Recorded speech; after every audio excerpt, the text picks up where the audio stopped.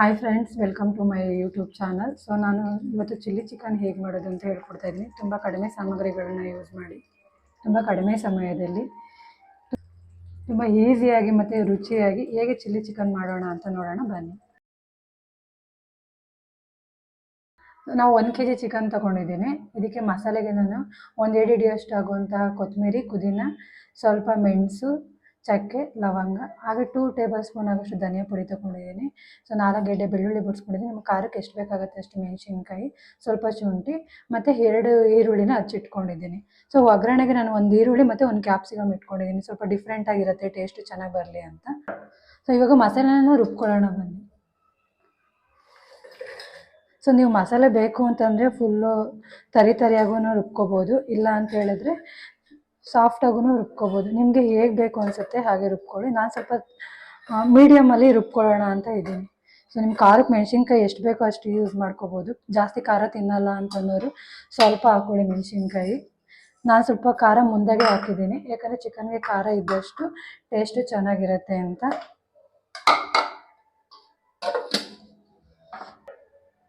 So ಇವಾಗ ಮಸಾಲೆ ರುಬ್ಕೊಂಡಿದ್ದೀನಿ ನೋಡಿ, ಈ ಥರ ಬಂದಿದೆ. ಸೊ ನಿಮಗೆ ಹೇಗೆ ಬೇಕೋ ಆ ಥರ ಫಾರ್ಮೆಟಲ್ಲಿ ರುಬ್ಕೊಳ್ಳಿ. ನೈಸಾಗಿ ಬೇಕಾದ್ರೆ ನೈಸಾಗಿ ಹಾಕ್ಕೊಳ್ಳಿ, ಇಲ್ಲ ಸ್ವಲ್ಪ ತರಿಯಾಗಿರಲಿ ತರಿಯಾಗಿ. ನಾನು ಮೀಡಿಯಮ್ ಹೋಗಿ ರುಬ್ಕೊಂಡಿದ್ದೀನಿ. ಸೊ ಮೊದಲಿಗೆ ಬಾಣಲಿ ಇಟ್ಟಿದ್ದೀನಿ. ಸೊ ಬಾಣಲಿ ಸ್ವಲ್ಪ ಕಾದಿದೆ. ನಾನು ಸ್ವಲ್ಪ ಎಣ್ಣೆ ಹಾಕ್ಕೊಳ್ತೀನಿ. ಸೊ ನೀವು ಎಣ್ಣೆ ಜಾಸ್ತಿ ಯೂಸ್ ಮಾಡೋರು ಇಲ್ಲ ಕಡಿಮೆ ಯೂಸ್ ಮಾಡೋರು, ನಿಮಗೆ ಎಷ್ಟು ಬೇಕಾಗತ್ತೋ ಅಷ್ಟು ಹಾಕ್ಕೊಳ್ಳಿ. ನಾನು ಸ್ವಲ್ಪ ಜಾಸ್ತಿನೇ ಹಾಕಿದ್ದೀನಿ, ಯಾಕಂದರೆ ಇದಕ್ಕೆ ಜಾಸ್ತಿ ನೀರು ಯೂಸ್ ಮಾಡಲ್ಲ. ಸೊ ಅದಕ್ಕೆ ಎಣ್ಣೆ ಜಾಸ್ತಿ ಇದ್ದಷ್ಟು ಟೇಸ್ಟ್ ಚೆನ್ನಾಗಿರುತ್ತೆ ಅಂತ. ಎಣ್ಣೆ ಕಾದಿದೆ, ಸ್ವಲ್ಪ ಈರುಳ್ಳಿ ಹಾಕೋಣ. ನಾನು 1 ಈರುಳ್ಳಿ ಹಚ್ಚಿಟ್ಕೊಂಡಿದ್ದೀನಿ, ದಪ್ಪ ಸೈಜೊಂದು.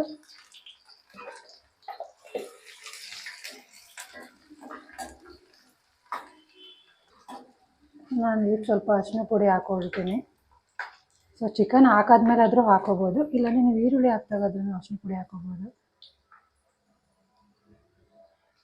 ಅರಿಶಿನ ಪುಡಿ ಏನಕ್ಕೆ ಹಾಕ್ತಾರೆ ಅಂತಂದರೆ ಚಿಕನ್ದು ಸ್ಮೆಲ್ಲೆಲ್ಲ ಹೋಗಲಿ ಅಂತ.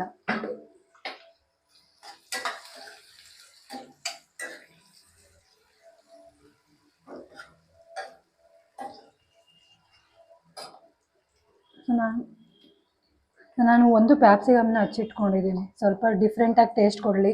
ನಾನು ಫಸ್ಟ್ ಟೈಮ್ ಯೂಸ್ ಮಾಡ್ತಾ ಇರೋದು, ಬಟ್ ಟೇಸ್ಟ್ ಸ್ವಲ್ಪ ಡಿಫ್ರೆಂಟಾಗಿರುತ್ತೆ ಅಂತ ಹೇಳ್ಬಿಟ್ಟು ಯೂಸ್ ಮಾಡ್ತಾ ಇದ್ದೀನಿ. ಹಚ್ಕೊಂಡಿರೋ 1 ಕ್ಯಾಪ್ಸಿಕಮ್ನ ಕೂಡ ಆ್ಯಡ್ ಮಾಡ್ಕೊಳ್ತಾ ಇದ್ದೀನಿ. ಈರುಳ್ಳಿ ಸ್ವಲ್ಪ ಫ್ರೈ ಆದಮೇಲೆ, ಇಲ್ಲ ನಿಮ್ಗೇನಾದರೂ ಕ್ಯಾಪ್ಸಿಕಮ್ ಬೇಡ, ಅದು ಇಷ್ಟ ಆಗಲ್ಲ ಅಂದರೆ ನೀವು ಸ್ಕಿಪ್ ಮಾಡ್ಕೋಬೋದು.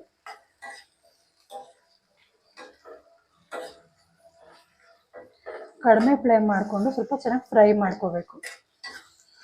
ಎಷ್ಟು 1 ಮಿನಿಟ್ ಫ್ರೈ ಮಾಡಿಕೊಂಡ್ರೆ ಸಾಕು. ಜಾಸ್ತಿ ಸ್ಮೂತ್ ಆದರೂ ಏನು ಬೇಕಾದರೆ, ಸ್ವಲ್ಪ ಚಿಕನಾಗಿ ಬೇಯಿಸ್ತೀವಲ್ಲ, ಸೊ 1 ಮಿನಿಟ್ ಫ್ರೈ ಮಾಡಿಕೊಂಡ್ರೆ ಸಾಕಾಗುತ್ತೆ. ಸೊ ನೋಡಿ, ಇಷ್ಟು ಫ್ರೈ ಆಗಿದೆ. ಸೊ ನಾನು ಇದಕ್ಕೆ ಚಿಕನ್ನ ಆ್ಯಡ್ ಮಾಡ್ಕೊಳ್ತಾ ಇದ್ದೀನಿ. ನಾನು ತೊಳೆದಿಟ್ಕೊಂಡಿರೋಂಥ ಚಿಕನ್ನ ಆ್ಯಡ್ ಮಾಡ್ಕೊಳ್ತಾ ಇದ್ದೀನಿ. ಸೊ ನಾನು 1 kg ಅಷ್ಟೇ ಯೂಸ್ ಮಾಡಿರೋದು. ನಿಮ್ಗೇನಾರು ಕ್ವಾಂಟಿಟಿ ಜಾಸ್ತಿ ಮಾಡ್ಕೊಡೋರು ಏನಾರು ಇದ್ದರೆ ಸೊ ನೀವು ಕ್ವಾಂಟಿಟಿ ಜಾಸ್ತಿ ಮಾಡ್ಕೋಬೋದು. ಅದಕ್ಕೆ ಏನೇ ನಾವು ಮಸಾಲೆ ಯೂಸ್ ಮಾಡಿದ್ವಿ ಅದನ್ನು ಸ್ವಲ್ಪ ನೀವು ಜಾಸ್ತಿ ಹಾಕೋಬೇಕಾಗುತ್ತೆ. ನಾನು 1 kgಗೆ ಎಷ್ಟು ಬೇಕಾಗುತ್ತೆ ಅಷ್ಟೇ ನಾನು ಮಸಾಲೆ ಎಲ್ಲ ರುಬ್ಕೊಂಡು ರೆಡಿ ಮಾಡ್ಕೊಂಡಿರೋದು.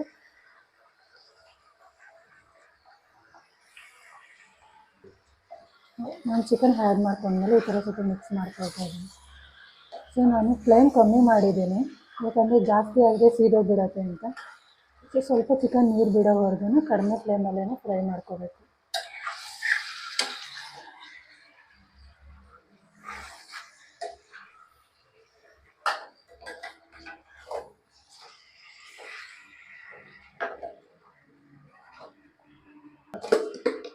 ಸೊ ಚಿಕನ್ ಎಲ್ಲ ಮಿಕ್ಸ್ ಮಾಡಿದ್ದೀನಿ. ಸೊ ರುಚಿಗೆ ಎಷ್ಟು ಬೇಕಾಗುತ್ತೆ ಅಷ್ಟನ್ನ ಉಪ್ಪನ್ನ ಆ್ಯಡ್ ಮಾಡ್ಕೊಳ್ತಾ ಇದ್ದೀನಿ.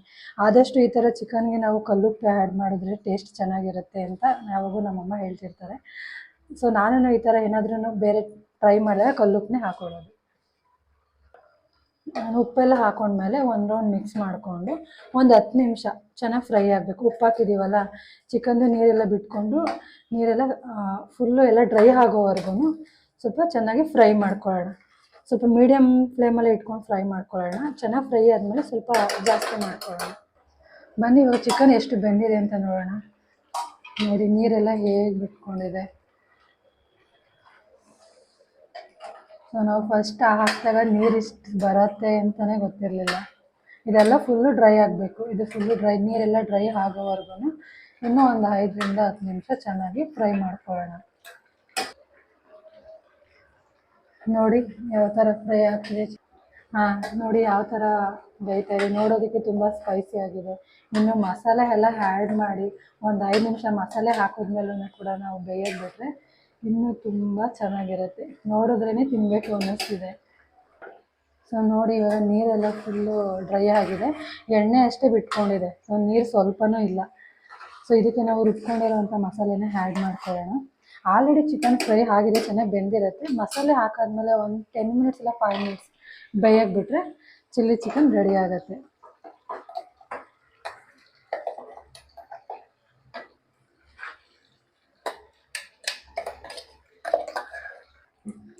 ನಾನಿವಾಗ ರುಬ್ಕೊಂಡಿರೋ ಎಲ್ಲ ಮಸಾಲೆಯನ್ನು ಕೂಡ ಹಾಕ್ಕೊಂಡಿದ್ದೀನಿ.